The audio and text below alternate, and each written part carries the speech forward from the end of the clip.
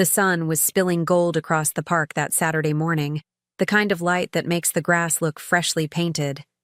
David and I walked side by side, our fingers loosely laced while Buddy tugged on the leash, nose twitching at every scent in the air.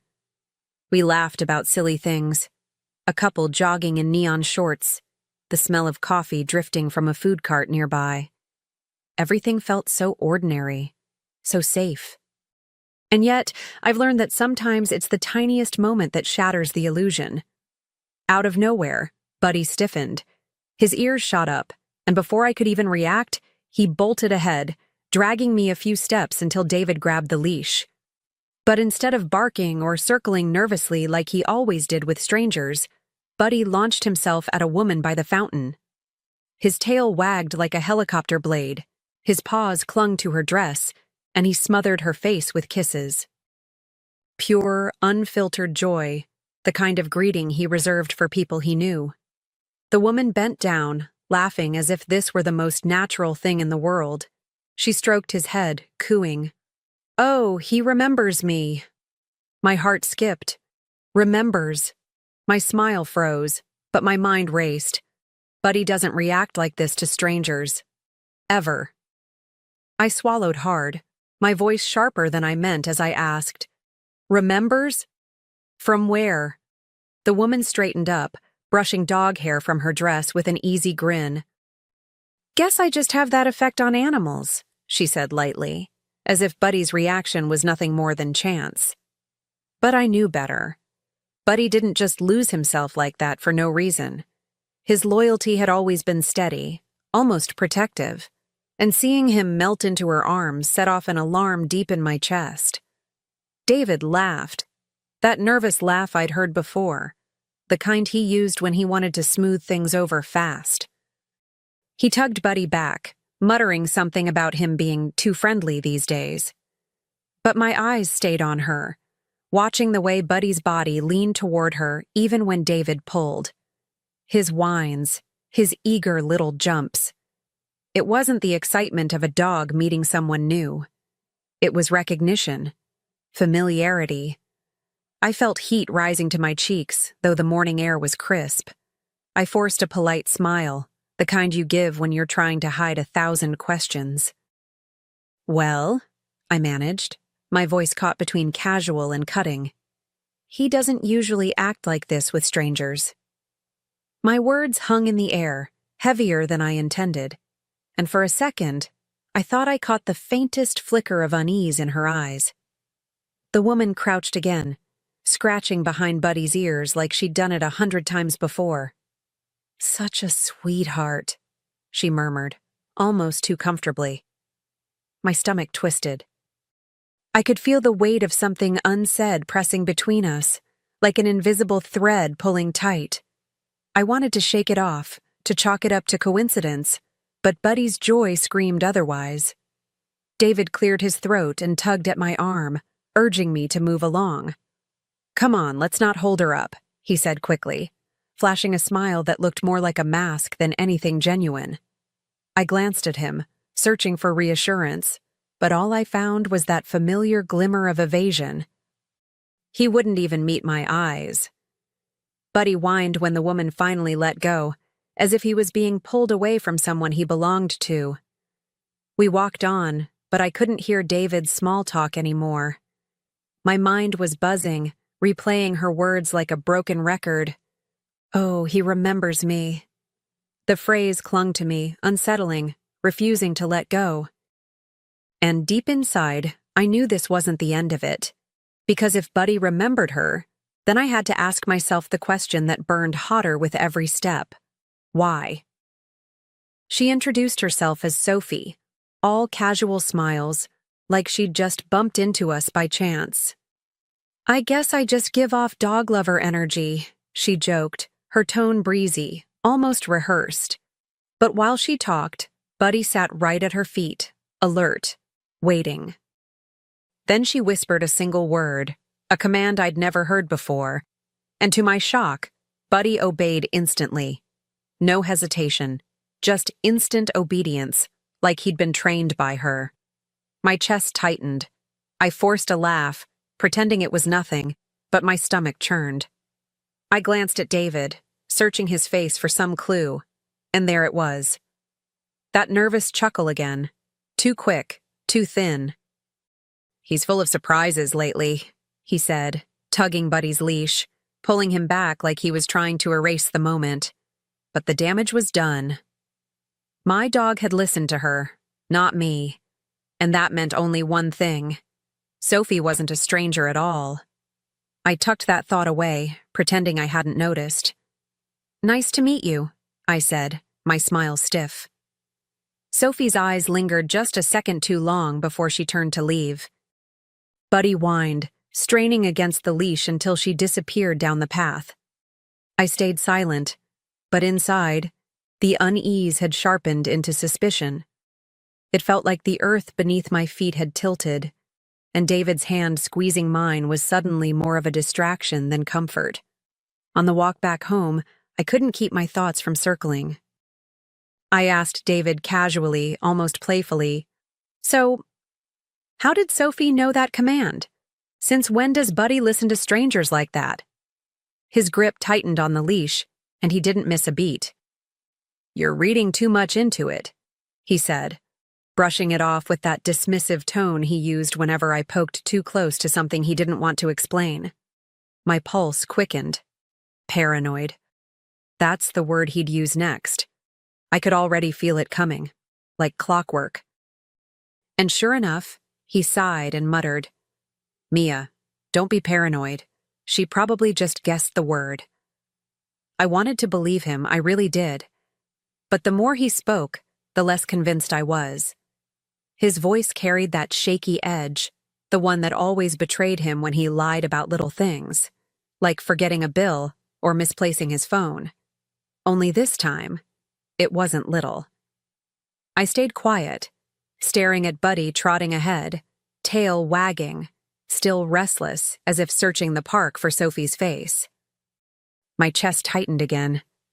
That dog was my compass. Loyal, honest, incapable of pretense. And in that moment, it felt like Buddy was telling me the truth David refused to admit. My hands curled into fists inside my jacket pocket. Something was off, and no amount of paranoid would erase it. That night, the house felt heavier than usual, like the walls themselves were holding secrets. After dinner, Buddy paced near the front door, scratching and whining softly, his eyes fixed on the entryway. It wasn't his usual restless energy. It was expectancy, the kind of waiting a dog does when someone familiar is about to arrive. My stomach dropped as I watched him, ears perked, tail flicking with hope. He wasn't waiting for me. He wasn't waiting for David. He was waiting for her. I sat on the couch, arms wrapped tightly around myself, trying to push the thought away. But Buddy made it impossible. Every few minutes he'd sit, ears tuned, then rush to the door at the faintest sound outside. I whispered his name, trying to distract him, but he barely looked my way. His loyalty was clear, unshakable, and suddenly I realized it wasn't mine alone anymore. That truth hit harder than any words David could throw at me. I leaned back, staring at the ceiling, my chest aching with a mix of anger and clarity. Buddy already knew Sophie. He knew her commands, her scent, her touch. And if Buddy knew her, that meant she had been here before. The thought echoed in my mind like a drum beat, steady and merciless. I didn't say a word to David that night, not yet. Instead, I tucked my suspicion close, where it could grow stronger, sharper. Because deep down, I knew this was only the beginning. The next morning, I woke with a knot in my stomach and a certainty I could no longer ignore.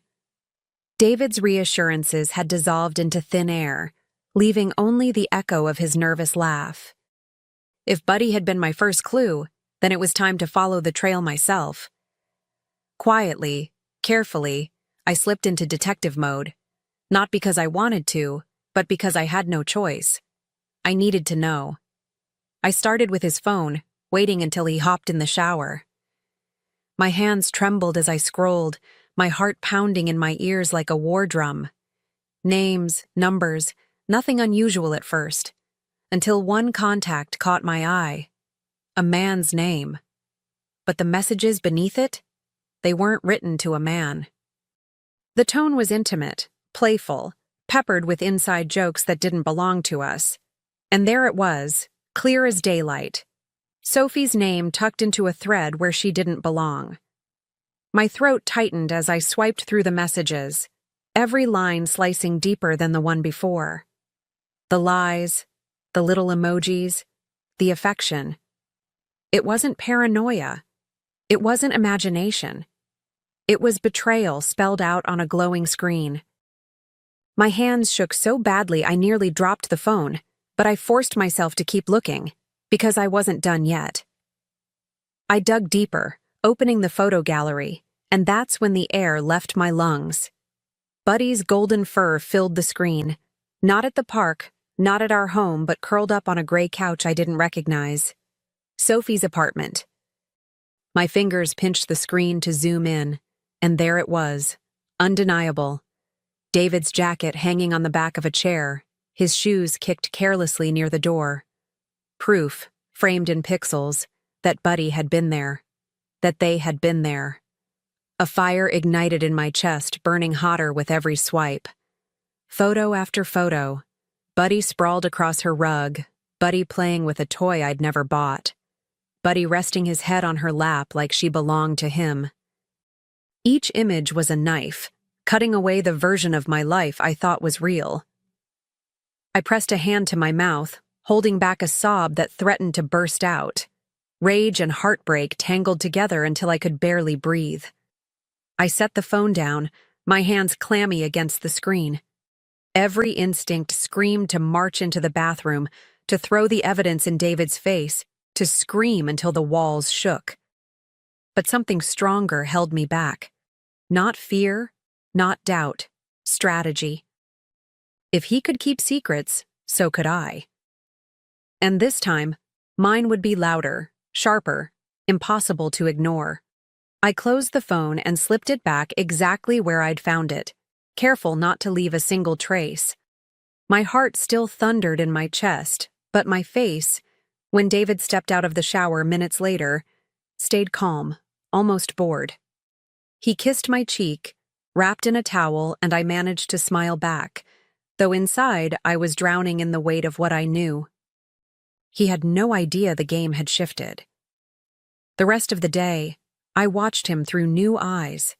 Every laugh, every excuse, every glance at his phone was part of a puzzle I'd already solved. But instead of confrontation, I carried silence like armor. It wasn't weakness. It was preparation. He thought he held the power, sneaking around with Sophie in the shadows. But I had the light now, and with it, the chance to choose how his secrets would finally come undone. I sat on the porch that evening, Buddy's head resting on my lap, his eyes looking up at me with a loyalty that never wavered. My fingers stroked his fur, steadying my breath. "You showed me, didn't you?" I whispered. And in that moment, I made a promise, not to David, not to Sophie, but to myself. Their betrayal wouldn't break me. It would fuel me. And when the time was right, the truth would explode in the open where neither of them could hide. By the time the next weekend rolled around, I had my plan polished, every detail tucked neatly into place. On the surface, it looked harmless, just a Sunday barbecue, nothing out of the ordinary. I invited family, a few close friends, the kind of people David would never suspect. He was even cheerful about it, joking about grilling too many burgers and bragging about his famous marinade. He had no idea he was seasoning his own downfall. I moved through the day with deliberate calm, setting the table, pouring drinks, greeting guests with a smile that masked the storm inside me. Buddy wagged his tail, weaving between legs, soaking up the attention. But I knew the real moment hadn't come yet. I could feel it building, like a secret drumbeat only I could hear. And when the time came, I wanted it to strike hard, clean, undeniable. The laughter of family filled the backyard, The smell of charcoal clung to the air, and David played the part of the perfect host. But every time I looked at him, flipping burgers and clinking glasses, all I saw was a liar in borrowed skin. My hands itched to pull the curtain back, to let everyone see him the way I now did.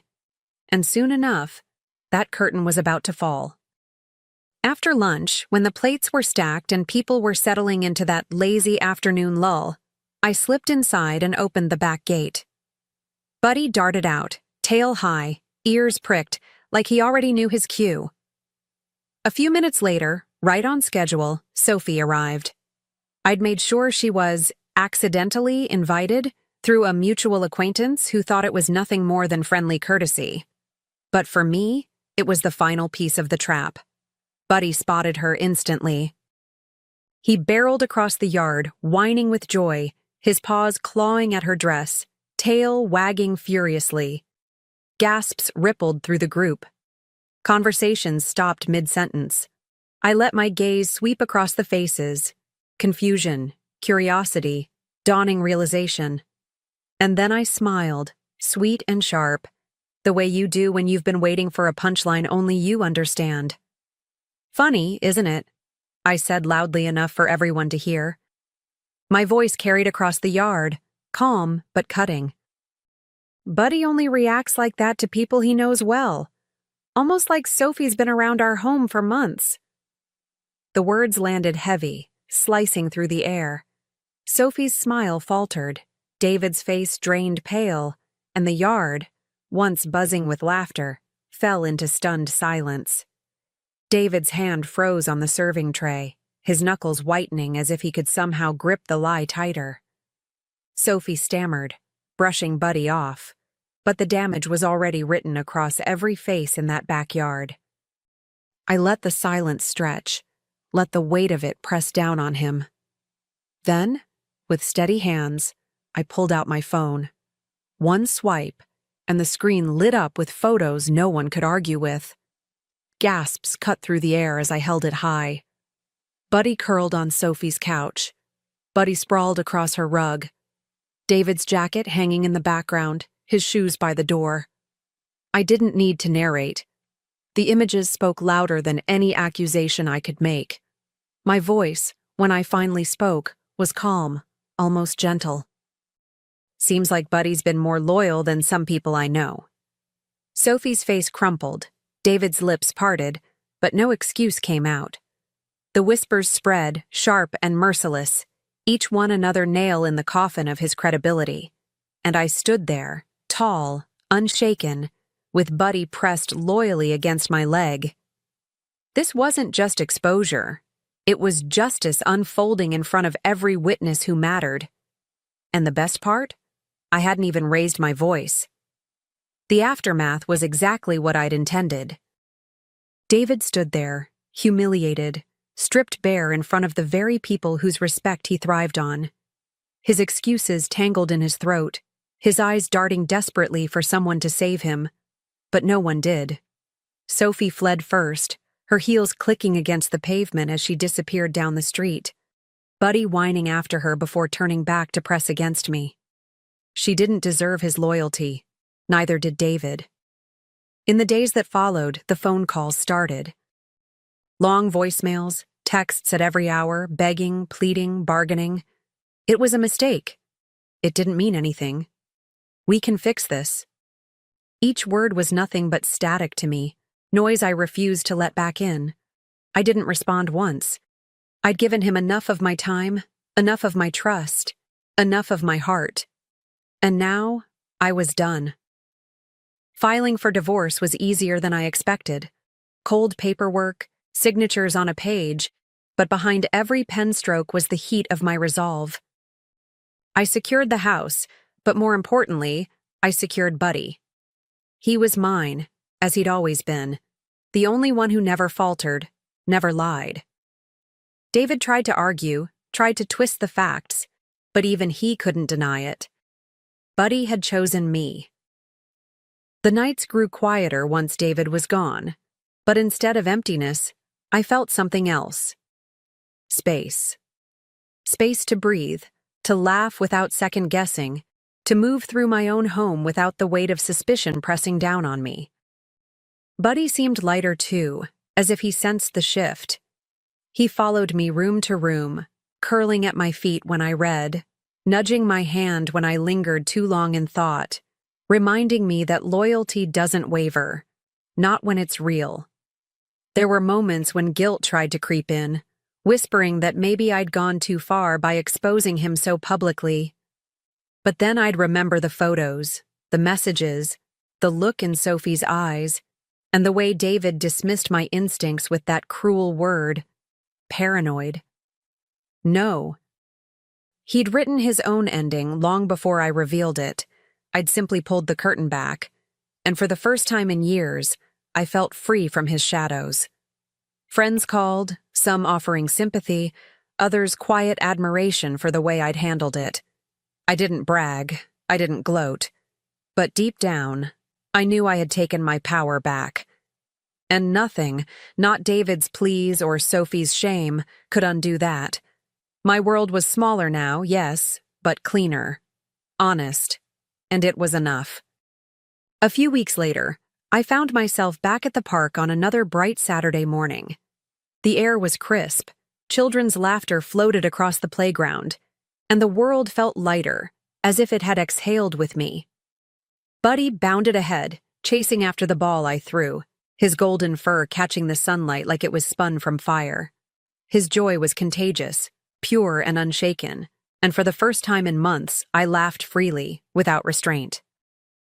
When he raced back, tongue lolling, I knelt down and hugged him tight, burying my face in his fur. He smelled of grass and sunshine, nothing complicated, nothing false. In that moment, I realized that through every lie, every betrayal, Buddy had been the one constant truth. He had chosen me long before I ever knew I needed choosing, and I would never forget that.